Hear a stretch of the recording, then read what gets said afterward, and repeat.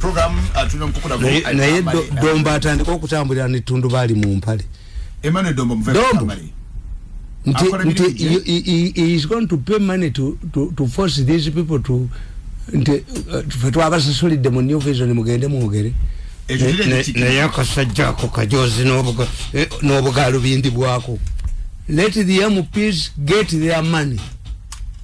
Kati omanyida most effective gundi bizindalo. Yes, community. Yes, bizindalo. Nembu bonna kabasasulidde kababbe. Have launched New Vision has launched Yeruogon. Kasajja gwata kutasente. Nikasajja gwata kutasente. Nikali yitagwa kakubya baganda kabamaze. Nikali yitaludda wanga kadduka. Why do you believe that these people? Nti ababaka abesimbye ogwe. Bagulire na Dombo bagulire buy underwears for them. The invisible hand. Yes. Mwengenzo kusoma. Dombo bajja mukuba. Kanzuma Tamale. Page 28 the invisible hand. Jongo liyalesa ababyo muleta. What we bigambo binyitanikira kusema timba number 1 oh okay kantanikira bane wagamba nti this explains why Peter Sematimba lost the mayorship. Sematimba was undermined by a rival NRM faction for 2 reasons. Number 1, Sematimba, like Mawererem, he could access State House in case he was subjected to pressure by one of the scheming groups. Sematimba had composed the NRM national anthem and appeared to be close to the president, whom he usually referred to as Nanyini Sente, the owner of money in Uganda. Number 2, he was a known supporter of one of the leaders of the 2 rival groups. Sensing that in case both Lukwago and Mabike competed against Sematimba, he would decisively defeat them, they turned the fire to Lukwago, urging that he lacked academic qualifications, which failed miserably. Lukwago allies in the judiciary maintained that he had the papers. However, Lukwago lacked campaign funds, and this explains why on election day he did not have representatives on 1,000 polling stations. It was because of this reason that numbers brought people from Mukono to act as Lukwago's representatives. These were the volunteers because Lukwago was a pauper. However, the group that did not want Sematimba leaked valuable information to Lukwago's group through Segona that some ballot boxes had been stuffed. The boxes that had already been sent to several polling stations were impounded by the police, which embarrassed the NRM. This is what forced the commission, which itself is influenced by one of the fighting groups in government, to suspend the election in the middle of the exercise. Sematimba was leading with a very big margin. The stealing group, which wanted to grab Kampala, celebrated a victory over Sematimba. This gave 2 political blows to Sematimba. Number 1, he was exposed as an election thief. However, he did not participate in the planning and execution of the ballot stuffing exercise. It was done by some of his campaigners who had stolen the money for campaigning and hoped to win by rigging. The stealing group registered another victory without being exposed. Most importantly, the president had won with a clear majority in a very clean election. This Sematimba scandal would be utilized by the opposition to dent the president's victory. This affected Sematimba's political career. The president did not tolerate this indiscipline from a candidate sponsored by his political party. Another victory for the thieves against Sematimba. Musisi falls into the invisible hand machinations. If the president appointed Musisi to clean and reorganize the city, the rival groups in this government had a different role for her. Their mission was to grab the grabbable land and had nothing to do with the cleanliness in the city. Why are the two groups want to grab everything on site? The matter is simple. They have the wrong perception about the role of money in politics and in democratic governance. They have exaggerated the role of money in a poor society, which attributes its poverty or plight to corruption and bad government, not economic policies. They are aware that the poor Ugandans believe that in order to overcome this poverty, there should be change in leadership. The rivaling groups, therefore, wrongly believed that they will control Uganda's politics by money. You can buy members of the National Resistance Movement Delegates Conference and kick out Museveni. You can use stinking wealth to control parliament and NRM leaders at all levels. They can influence parliament by buying MPs to impeach the president. They have also invested heavily in turning the media in Uganda to target the president as sole responsible for the current wars. They can influence and control the media by using their money. They have they have partly succeeded to influence the media, including government media outlets. Some government media outlets serve the president's enemies, not himself. Money has helped them to influence the Electoral Commission. It has also helped them to sustain factions within the ruling party. Money has helped them to win elections for themselves and political allies, not to campaign for the president. They have established strong networks for themselves. They can influence church sermons by buying off religious leaders. They control the media. They have also realized that Museveni's biggest weakness is attitude towards money politics. Museveni does not believe in money politics and checkbook journalism. In fact, if you want to undermine the president, use money politics and checkbook journalism. After the elections and the removal of Professor Gilbert Kenya, the rivalry in government intensified. They looked at this election as Museveni's last lap. With the revolutions of North Africa, the demise of brother Muammar Gaddafi sent shivers into the spines of the two groups. They feared to allow a situation that strips them from power with Museveni. They wanted to sacrifice Museveni and drain power and protect their wealth. They wrongly looked at Museveni as a political liability who should be removed in order to cool the rising tempers from Ugandans. This would provide them with what we call political socialization, where a ruling group does not lose power at once or through a surgical operation. You only remove the president. However, they overlooked four very important factors. Ugandans know the thieves and therefore members of the stealing group cannot remove Museveni and retain power. It will just spark off a revolution against themselves, and they will lose what they have jealously wanted to protect and retain. In fact, Ugandans want Museveni to deal with the thieves, not the thieves to deal with Museveni. In this primitive acquisition of wealth, the stealing group has left a trail leading to their homes. Ugandans know who has stolen what, and Ugandans are only encouraging the stealing groups to overthrow Museveni. If they succeed, this would weaken the Paul Mwanga Obote scenario. After removing Museveni, Ugandans will grab the thieves like grasshoppers and kill them. In the villages, the people follow up the trail to capture the village thief. Therefore, Ugandans know who is stealing from them and what has been stolen. No trail leads to Museveni. Museveni has not stolen anything from the public. He is always on the side of the peasants. The stealing group has tried to heap everything on Museveni, which has failed because the trails left behind by the thieves do not lead to Museveni's home. The problem, number two, the problem with the two groups is that they have failed to create permanent allies. You cannot create permanent allies by using money. Permanent allies are based on ideology and not money. Otherwise, why do people get married instead of relying on prostitutes? Also, they use people and dump them once the mission is over. They do not spare business. They do not spare businesses, including those of their own. They worship one God, and this God is called they are inward looking, as usual, considering members of their families. Unlike President Museveni, who helps Ugandans through universal programs, the stealing group wants to grab from the population, believing that they are inciting the population against the president. They use crude methods to grab businesses. Finally, they cannot trust anybody apart from themselves to protect their wealth. Their interests, to protect their interests and call it sinking wealth in a post-Museveni era.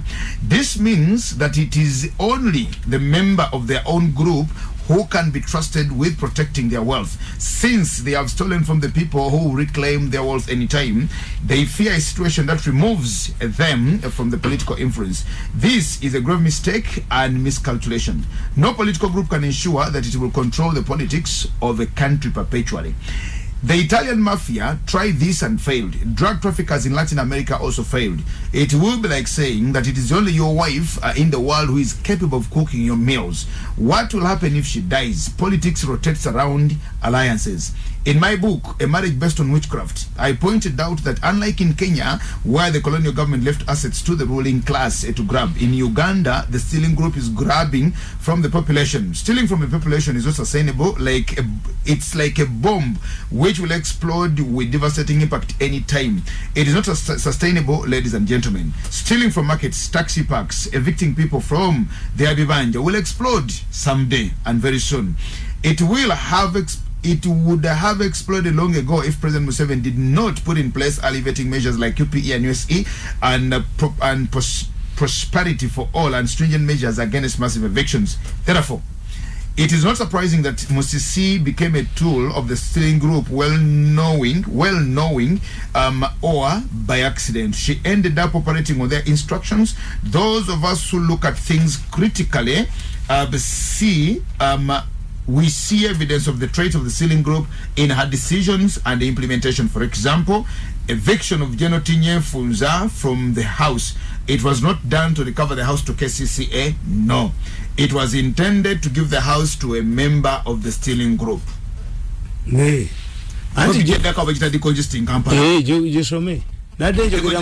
Nabadde njogera mu Kampala jo nemba gamba nti muyine NRM owa ye yali esiza bakansala za Council Medical Just in Kampala wano page ngemo babbi. The real intention was to grab Utoda money. If we wanted to decongest Kampala, we would have done what other countries have done. In Kenya, taxis were given a 5-year grace period. The government imposed a ban on importation of omnibuses. Kenya will not accept omnibuses in the next 5 years. Nobody can import a minibus into the country for taxi business. We didn't CMC use the Kenyan option. The intention was not to decongest the city but to grab Utoda money. This means that no importation of spare parts and you give the taxi operators time to gradually phase out since Musisi had fallen into the hands of the stealing group. She just gave an ultimatum. Why not buy these Kamunyes and sell them to steel mills like Ugma? The taxi industry was wider and bigger than what Musisi believed. The importers of Kamunye are still importing, unlike Kenya, where they cannot, there is no future for Kamunye, and the government made it abundantly clear to all the Kenyans. The Kamunye industry does not stop at drivers and owners who are fighting for the money. What about the spare part dealers? Those who wash at the Kamunye or the petrol stations, at the petrol station dealers, the machines and the women who sell moloko into taxi parks. The buses cannot save the jobs because they operate differently. What will happen to those groups that have not been given a gradual socialization? Are they going to fold their hands and close their businesses under the harsh economic conditions, or they are deliberately lured into an opposition hand?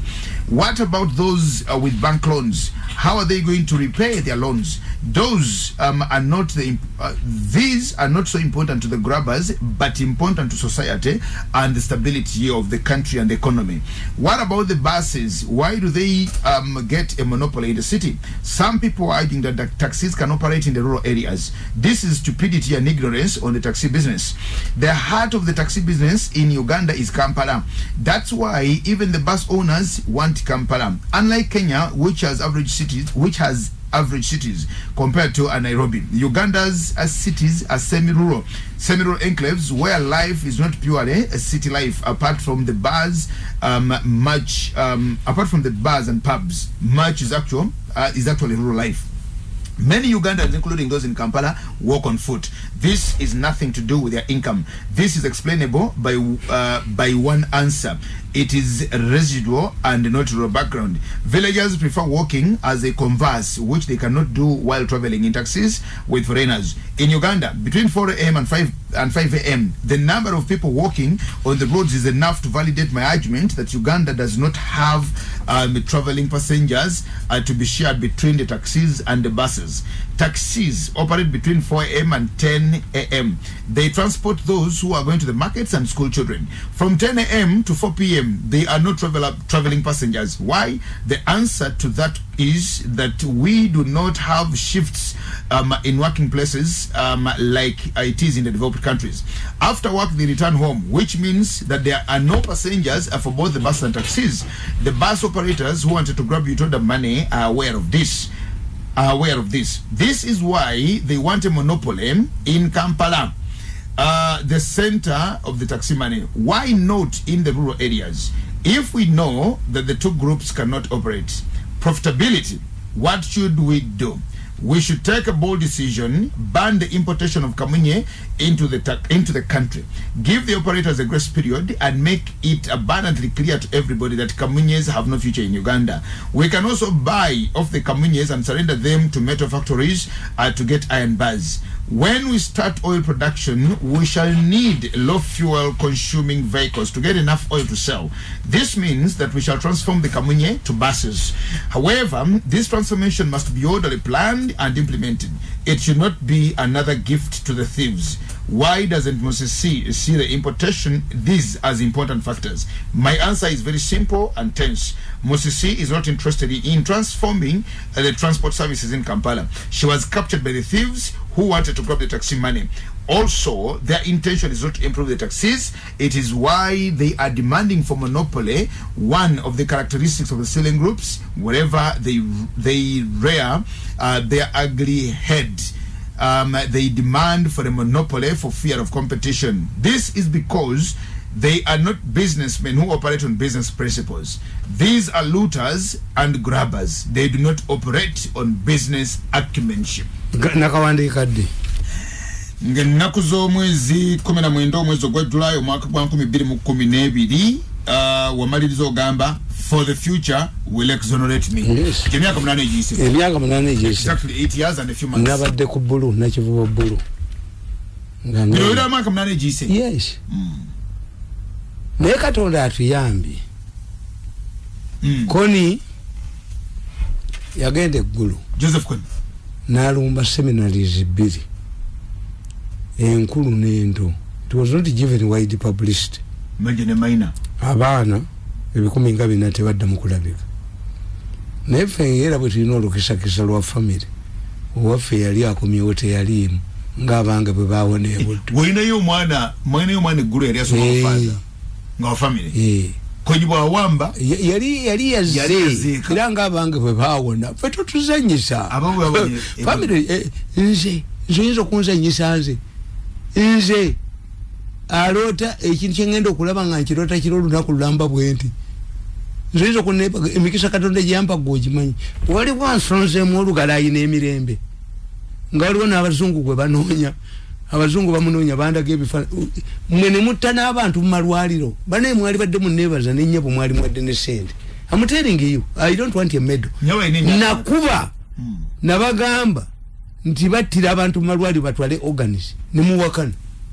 Nembaga nti accident zemulaba kati Eastern Uganda waliyo basi nga zitomeregana nga abalwadde babatwala lukazi we wali senta y'okukulamu abantu. Basi ziketomera babaleeta yempya enguudo zatereera oba zakyuka. Nemba kuba ng'oli alire ba dokita era ensi Uganda is not toyinza kanti bali insensitive ba dokita kakati nina kengenda okukuba ku weekend eno mubawulire ng'omusajja alemedde ku baminisita 2 abawadde sente ze mbagamba nti ebimu ku bitundutundu organs birina webiri byabalema okufulumya. Birina webiri baminisita abo serving ministers biri mu fridge. Abazungu bandaga ekifaananyi nga minisita yazimba ennyumba ye waggulu eriyo swimming pool asula wansi bajja kusokoolayo. Muganda wange weetegekere bajja kusokoolayo. 2 serving ministers in Museveni's government engaged in human tovoya nti oyo Mama Fina yabagamba nti abantu bonna bali ebweru mbabaleetere. I thought it was a joke. Foreign ministry yamugamba nti tekikkirizibwa. Why? Kasaba kumyawo abantu abali ebweru ajja kubuuza nti owanga aliwa. Lwaki bamugana? Nze nali manyi nti ajokinga. But these mafias knew yali alina capacity. Mama Fina alina capacity. Bakite bamugana nti bakomyewo. Mama Fina bwe babakomyawo ogenda kumanya nti owo taliyo. Obusobozi Mama Fina abujja. Ati enkubulya lwaki tebamukkiriza. Soko nzizeyo kakati konyi nabuuza mutabani wange oyo ne mugamba nti lwaki abaseminaari 400 abagenda okuweereza Katonda lwaki Koni yabasse koni bamuletse batekanga wengo yina atwala bayekera bakoni ngati bakuba seminary kolo bakuba bbiri and I know the reason bamutera wengo yina nanga bayo baba yekera babatira ngengo yebweru ne bazitwala mugulu temwali mu hotel ya koni nga mwetusula naba government mwetusula anti ye tajikuba nga yakonyini batajikuba ngemanyidwa yakoni mugulu bwe twagenda ngegulu nga naba set house bajimanyi nti yakoni nga mumusula yakoni takuba ye tajikuba kadabuza mutali wale ne mugamba tine koni asobola otya kutaba seminari yabo ebina yena abeerawo yangamba nti Katonda akulekawo mu nsi ng'oyina lolo obanga ayagala bakusasule oyina ekyo akulekawo bwetonde oba bakwasa omutwe. The key players abaali bazanyisa ekibuga bakyayise Museveni mu kibuga weebali ejjogo lijja kuba alla yabalekawo ejjogo libafumuka omutwe mbokadde tubalabe kabanga litubala tulaba abasajja abakulu kabanga ng'abatakisi bamugoba dduka Katonda baleseewo benenye yes benenye nti me I said mubiri emeka I said the future will exonerate me avuma musisi akola atya nisente kale okuva ku mulundi oyo era akafekete ka new vision era kabirimu akafekete era nakati akafekete mwe kali mu kubba sente alla akyakaleseewo bakavunjise ngesente. Most of these key players are still around. Ne baleeta basi zaabwe abantu ne bekubira ne babagula the premier ezo pioneer buses government yabagula ati ya $10 million. Kakati waliwo case oyo mutani wange Ham yekizula nga bamubba sente ku account ye atenga nyingi nafuna ba auditors nagamba bali nti munziba nemumulete ba auditors babifula bya bufuzi kati nakwata omuku ba lawyers ngatiisa abalamuzi bamutiisa kesi yaliwo omujokera kesi yalukoni ndalukoni gundi teyawandi alukoni company teyali fake alukoni yes yali secretary wa National Security Fund sekono bamukozako goba banne mu Kampala kakatabo okasoma batabunikiraga ngali mu local government n'ontwala mu National Security Fund sekono naga nti nedda alukoni tezimbanga ku kizimbe kino loko ya kizimbe tujja jiwa sente omulamuzi n'abagamba tibomba mwagala okujulira ensala yange mulete ekizimbe kibeereyo ekya National Security Fund n'abakanga bibadde bagala okukola hamu yabaga nti abange sente nze nzirina manyi balina akateeka ke baakola tiboba yagala okuwabira banka sente banka zogamba ze yakubba oteekayo 30% kati ye kakati ye bamugamba kwata 30 billion oziteeke mu bank ozirete abagamba nziyina ne sente zange eziri mu banka eyo gyempabira basobola okuzesulako ne bandeeta balance kakati ono loyo oyo gwe nakwata 3 hours so ham nga yabaga ekiri kikola ku mwavu nga si kikulu hamu yabagamba eyo provision ekola ku mwavu tojja genda weewabise banka omusango gukusinge ne baloya tuyina za basasula gwe kati solete anti ogatwakuba bilioni 3 nti ye kwata 30% ozirete nagambo obasike omutukwata ebicho obulabaka kana kafekete ka new vision kakuba nti babakange sente zaina mu banka hamu musanga naguwangula ati hamu awoleza mwe menya hamu akola bibye ya hamu agamba nti kisera kituuse banking industry ekyuke mu Uganda tebalina senti banka tezina senti banka bwe zijja wano kakati ate senti zizijja mu mmwe era yannyonnyola n'akugamba is writing and also writing kuba yaleeta point yakugamba nti mumulowooza nti abagagga bayavuwadde abagagga si be baavuwala banka za Uganda tezirina sente ezo ez'abazungu bagenda n'obalaga project feasibility study ey'amaanyi ne bagikkiriza naye nga sente bazikola ki kati project yo ekoma mu kkubo tebalina money ne bekwasa ne bagitwala kati ekisawo kyena kivuba kiraba eyo kapeti eyo eyagala billion nkaaga. But don't think he doesn't have the money. He has the money. Niba limuli bagira bati. Kale kiweewunye. Ekintu President Museveni ku myaka 35 those would be gundi ebyakoze nti modern kisaawe mu kibuga nabagamba nti ku myaka nga 35 mwali seddewo ne Kaguta Cup ng'omupiira guzannyibwa mu masomero mu kiyona okuva wansi mu January. By the time you celebrate January nga 26 ye climax ya Kaguta Cup. Kaguta Cup mujjamu n'abazannyi abapya. Look what they become. Singanze nkubongo bwennina abebika bali bagambye nti ali mu super division oba mu timu yonna y'eggwanga tasamba to get new people. Bwali badde emipiira gy'ebika gireeta ki new people the academy zizalenga za zalaba nga waliwo wano omusajja omugagga ina sente nga sente zaabwe si za bubbi. You can even sponsor gundi atabazanyi n'obatunda boolese. Tamale, you complicate the situation. Embeera bigira danti it is so complicated. Yes. And it is so fluid in a way. Bob Wine taliyo. Lwaki oyogera nnyo nti Bob Wine taliwo. Andi nkugambye nti I articulate issues which Bob Wine cannot, because Bob Wine is under the armpit of Banda. Of tesobola.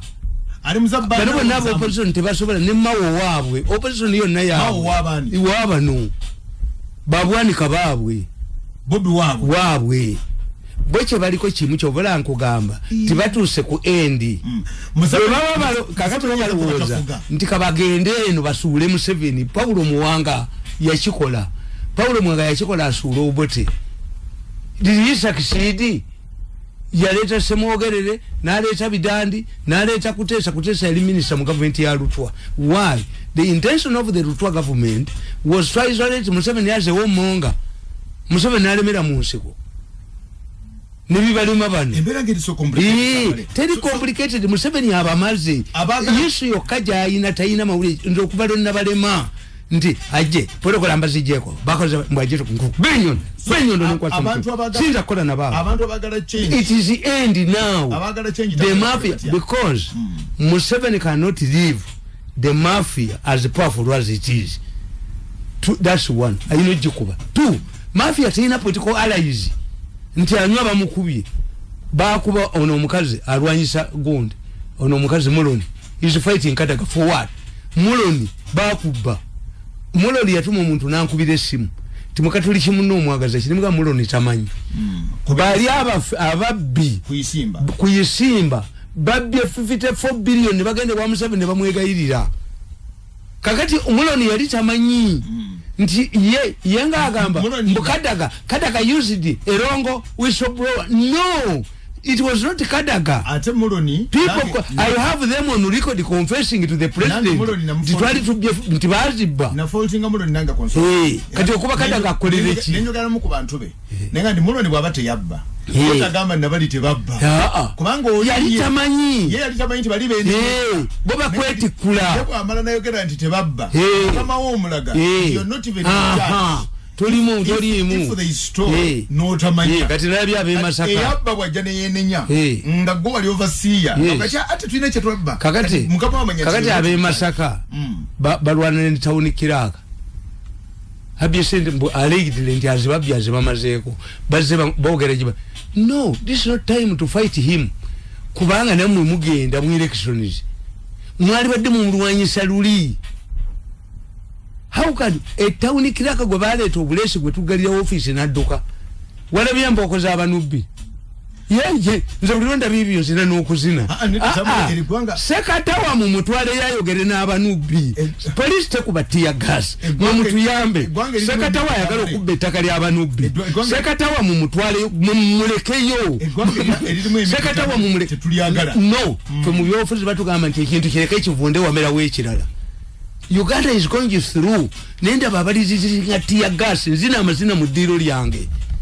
Yes, Semba buleba deyo sente kabuli alina buli omwayina kati what has happened mboko yeramula kakati ate ne mboko nayo ejja kutoka ekiseera tudde mu sanity awe gwanga litambula mwiche mutamanyi egwanga litambula awo kati mboko kumboko se chikubona yene yekweka yajanga ye mundu kakati emboko na yeja kugwa ne sente zigwe kubaka kati bonde semba bule bagabye sente kakati ekisigaddewo kati sente baziridde kati kulamuza mboko kati emboko na yeja kugwa mu 2026 sente bajja gaba nemboka ejja kuwumula you see when you are seeing mwichemba gambi ti omukazi kasitawandula amalusu nazala wazina mazina luba lubuto kati fe abatunulya politics fe tulaba cracks nti amusingi cracks in the mafia gang the moment they have nti president ye was $50 million ne bazibba muleya ne balekayo era kyembamba gamba ntimba gamba nti bana abasajja tebali tribal muleya mwalimu omusajja nga mwita tuhayo yize mukiga the chairman of the mafia gang is mukiga the chairman of the mafia gang preferred walishe emugisu nagoba mukiga munne why these are group interest there is no mafia gang terimu ne mafia gang esegitegedde nabaganti kasamu banga mubaga entenzibe akabone kajjane kabogola bo muduke uyo mwasu wewe kyatadde okuba bagenda kubuuza kati akabwaka Mirundi kaboggodde ne kabogola bate nabadde mu Kampala nembaga mwe abo mu Kampala ekizibu kya mwe lukwago wabakubidde bali abasajja abanema bakolagana nabaki bayinamu abantu baabwe abalwanyisa mu 7 nema nga tugenda mu kalulu abanema baggalawo fakitoleza obuveera mmeka there are times when certain things must be halted yes nti tugenda mu kalulu sekito nembaga ndi muntu ye sekito nze mbagambo wakasita nti sekito yali muyekera bamukwatya buseruka bamutwala eruzira sekito came out of ruzira through amnesty sekito yakunga abantu ne kayondo wa DP ne bagala amaduuka nga Uhuru Kenyatta ali wano. There is no sensible traders organization that can close the shop when the president of Kenya demuyise ebintu byamwe. In fact, any credible traders organization will seek audience with Uhuru. Sekito ya Ghana. Sekito nemba gama nti akolagana na revenue authority bakolo. Baba wa sente ne bakola strike. Ate ne bagenda mu bitabo ne babaga nti abanga mwategedde nti we used 5 billion to cool down the strike. You never funayo ba Sekito. Kati Sekito siya zo kwesimba mu Kampala. Sekito ze kwesimba mu Kampala iwa DP. Sekito ze kwesimba. I told you. To this man nabuza bo mu Kampala nti mwe baba bakola ebibina nga kasita mumubeerawa. President yakwata million 13 nabiwa kasita mpaka yababyogera. Abakasita ne bagamba president ndi muje ukimanyi sebo tutwala amenvu ebweru naki naye ebyuma byeri bwe bikebera biraba mu envunyu tuwe ekyuma nakibawo. Was it mentioned by Kasita? Nengamba media kyambadde nti Kasita is going to play a crucial role in this country. Mufuna abana abasoma economists batano mubatonere Kasita balaninga ekibi wa singa nali mu government ya mini ndali bakoledde nnyo niba nunidda kubanga amagezi gobawa ate bebagafunamu buli muntu yenna zokulu nabawulidde nga bagamba Ameria ino kubwa kadaga ino kubwa webukade ya ino kubwa omwala wegindi ya ino kubwa talimu omwala wegindi yani omwala webutambala ino kubwa Aisha Kabanda yakomawo averist bate bafaya across the board. Aisha Kabanda secretary general era mwenda abagamba nti mwe bwe mugana nti mungobe mu fellowship ani atayogera na Bobi Wine mu fellowship n'ababuuza mukatambi yadduseyo oba yeba yabagambye ekyamututteyo ye ne Bobi Wine n'Enyanzi bayina ensonga ezibagatta omukwano gwabwe gwadda mwenda tayinza kubeera na mukwano Bobi Wine mubuuze no let me tell you nkugamba tibwobeeranga ne mukazi wange yazaalako mu ssomero naye ng'omusajja gwe yazaalako omwana kati envunza zaamuluma ku kyalo leka kulowooza nti yoyo gwe yazaalako omwana omulenzi ono we yamuzalyako omwana yali mugezi kusanganyirira kakati tolowooza nti Bobi Wine Mwenda ne Bobi Wine ne Nyanzi balina ekibagatta nabagamba nti mutunuulire gavumenti ya Museveni mugitunuulire nti Nyanzi yavuma Museveni naye olunaku Nyanzi lwe yali amala ekibonerezo omulamuzi yawama kutoka mutulo namuga nti oli innocent nembaga Nyanzi ayina company mu Uganda we gyalimu ya security ya cable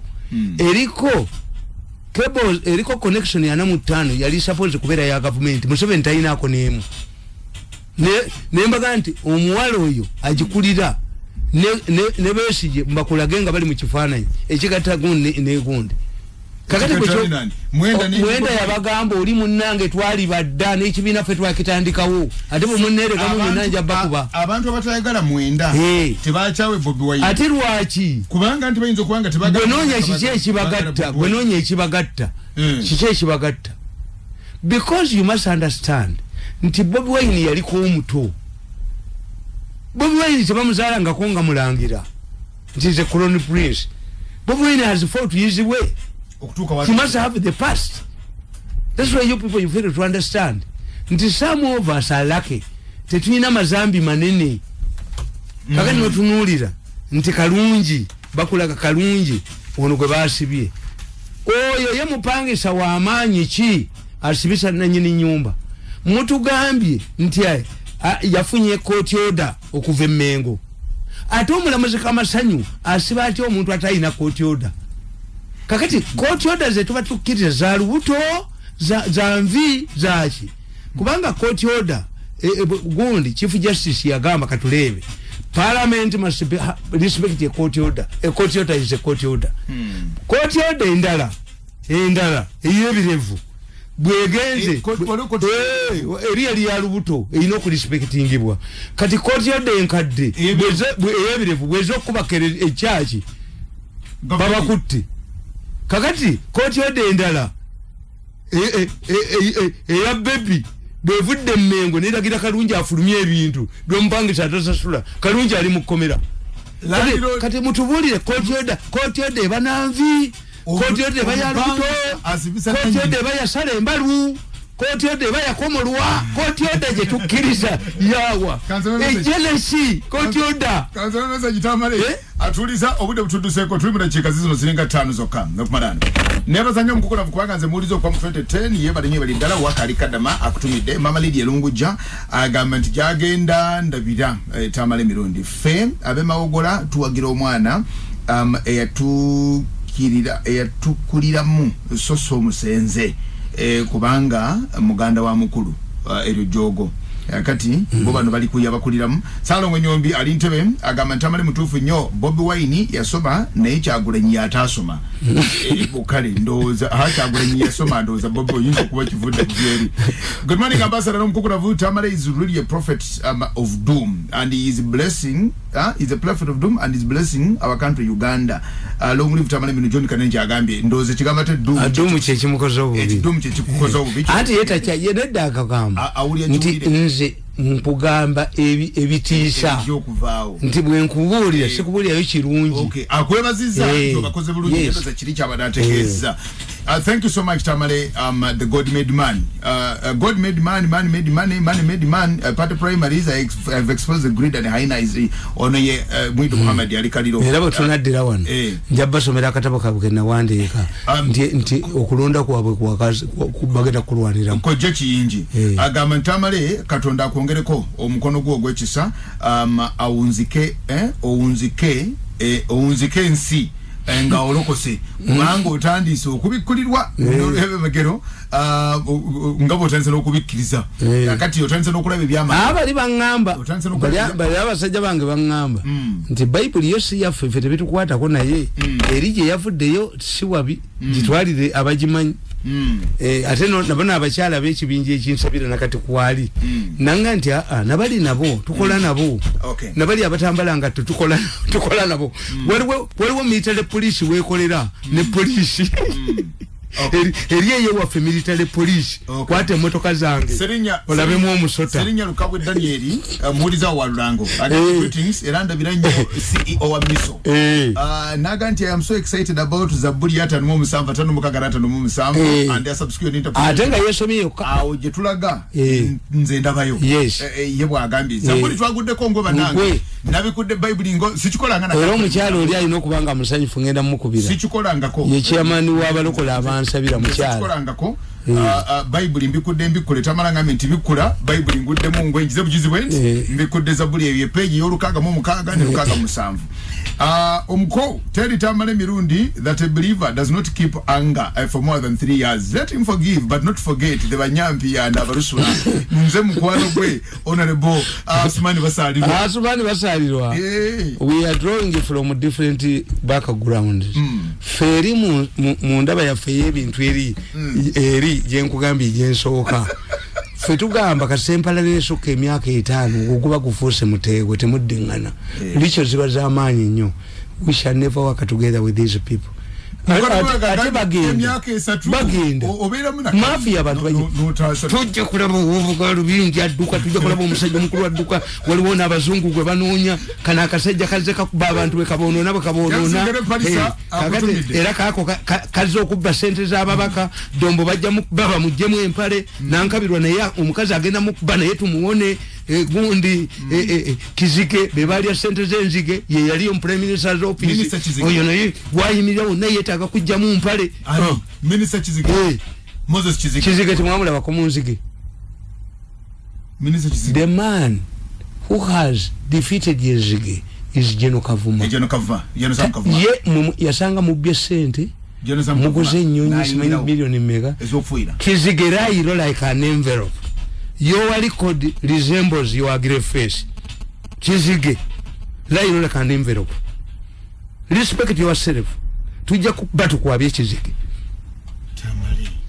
kino ekiseera kyakwatulira wantu kulaba dombo ngadduka yaliko ewaffe aka yeeyo gye yabeera dombo ne bamuleeta mu byettaka mu northern tugenda kuba dombo buli gwe baleeta yenna mafia gwereeta baba buli mafia gwereeta baba buli mafia gwereeta okubba baba mafia ya weekends okuva emmeseri yakutte ku kanzu ya nannyinimu teyinza kusula mu nyumba tesobola.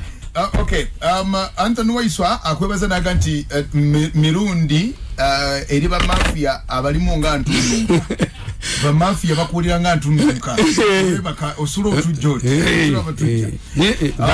ono yagamba nti kasolo nga susse nekintu ki ekenda mu maaso abo mubaleke manye waliwo problem mwongero neleka uko yes problem eriye waffe eriyemu nti balina obulwadde bwe balwala Kayanja naye yayagala okufuga district n'emulema Kasolo naye yayagala okufuga constituency tosobola omuntu okufuga constituency ayichobola balida bawo si bagabuzi omuntu okufuga constituency ngabo abasajja bekenja bemuulya bamudavadi baani abo bayi aba bagagga bayi balayiro dinga baani ayina scholarships zagabira abaana ku Christmas atange entenga 10 nagabira abanaku biza kings kyobada watubaita gundi tribal kingpins kakati mu Uganda temuli mwasobola kufuga region ekyokubiri mu 7 politics way yajjawo mwana wani ekyo kasatu kitegeera nti mu 7 does not rule this country through tribal kingpins nti mu 7 asobola kusinga kadaga amaanyi busoga Museveni asobola ogera mu Sinairo nakuba Moses Ali ekigo why teyazimba he is away from the politics nti Obete yayina kafero congress ewaffe herakai Obete nga ina biridadi muonge emukono balaba Obete nga bwe baagala buli region waliyo gundi waayo this not Museveni nti ne mu Buganda mwennyini Museveni bamu gundi abakatuli kito baleeta ko Museveni nti aberu baga bayisije ekiwandi no kakati the moment you fail to understand this politics nti politics wa Museveni siwa through proxy siwa dini nti ekyo tukikusabanga tuyita mwana we Yesu Kristo kakati kitegeeza buli muntu ayagala okufuga abantu nga tayina kyabawa olw'ekifo kye ekifo kye tewali kiba kifunamu mbagamba bulijjo ti violent marriage must be beneficial to the family esobola okugamba nti gwe twakuwaayo nalabako nesenga agamba ti gwotabula omusajja gwe violence nga fumbe ate bapetosocialism fedati fe tuzirimu supermarket zonna fe tuzirimu naye era ba West Africa bakugamba ti anereda who cleans his plate after eating will be abandoned, will not have children to pick that clean plate. Tumekompota mali. Obato inaboga bafu tubera ne bazukulu baffe. Naye gwo musajja bobolya ekikuwese nyame nyingi kujibaddiza. Mujja mu kimese wani zino boba bwakulinze nadda. Olekeke nyama. Naye ekibi kyebyo tuvala banti abaana babakazi abo wakaboononeka kiba kimu. Ti omukazi bwaba mulogonga akutera mu eddagala liri kusiriwaza ate abaana nabo bobawa basiriwalira ddala ate bo basiriwala nnyo naye nga enyimu nti gwe bakuwa ennyama nyingi obwana buno buzukulu bwo kakati wano mu Uganda mafia weetagaba you tell us ba mafia abo bensomye okuva mu biri emeka how many billionaires have they created buli akola nabo yonna bawanda lulusu buli the latest is anywa bamutundisije anywa bwe bamuwaga anywa bwe yewaga anywa yewaze anywa yasirika is as silent as a cave bamubye ba mafia olwo amaze okubba ekibira ne bakikuza abebikajo ne badduka n'obugalu bindi bwabwe olwo amaze kakati ba miyingo munyambi miyingo nzira mu education miyingo. Why don't you resign and go home? Why should I defend billions in education? Where yes kuteku kwerezo rugenaga Tamale Mirundi nkwebaza nnyo webale na kudira mnagamba nti mukorogo ya mafia kila mtu atakunja mkia juu gambia ati ya mtu Swahili anti ndoze rugero rwabaddo omugerera olwaba mafia akwebaziza hali tokichomanyi omukyala muwuliriza walulango nnyo alwanyirwanye yewa kintu tewanabawo buli bakologana nabo ne babogerako mu nnyembe ne babogerako mu kwalula abalongo buli akoze nammwe n'agenda ng'abakaaba buli muntu yenna abatakisi ne mubabba nti nennuuni n'ogibba nennuuni n'ogitwala n'ennyama y'abantu naye n'ogiteekamu mbu mulimu obutwa kuba gw'ogitwala n'ogamba nti waliwo kalantiini kati ente z'abannammwe balunzi bannammwe muzitwale ku ddondolo bannange muwunye mu nnyumba ne muwunye mu mpale ne muwunye mu ffumbiro ne muwunye ne mu ttooyi waliwo ekitabo kikino bakiyita abaliira okukinduka ne banyampisa ekiniga abaliira okukinduka balidde ne bakinduka omuganda kuyita kulya nti alidde n'akola ki nabwaki tulina bwe tukiyita kakati abanyankole bakugamba nti abaliro olwo nalukyusa abanyankole bagamba nti onyampisa ekiniga okanya mu mpale ti kasita ogina kasita ofuwa ne swaga n'ofuwa omuka ne swaga bano omukka bagufuyisa swaga bano babbisa swaga n'omukka bagufuyisa swaga